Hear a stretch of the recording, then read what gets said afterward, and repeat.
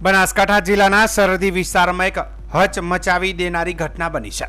બુકણા ગામના નાળોદર સીમ વિસ્તારમાં ખેતરમાં રહેતા ભાગ્યાએ ખેતર માલિક અભાભાઈ સુજાજી ગોહિલની તીક્ષ્ણ હથિયારોથી નિર્દયી રીતે હત્યા કરી દીધી।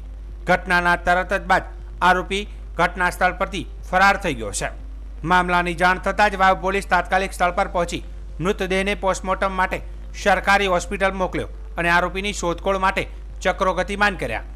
ઘટના સ્થળથી સમગ્ર રાજપૂત સમાજના લોકો મોટી સંખ્યામાં ઉમટી પડ્યા હતા। પોલીસની ડોગ સ્ક્વોડ, ફિંગરપ્રિન્ટ એક્સપર્ટ અને ક્રાઇમ સીન મેનેજર સહિતની ટીમોએ સ્થળ પર પહોંચી સઘન તપાસ હાથ ધરી છે।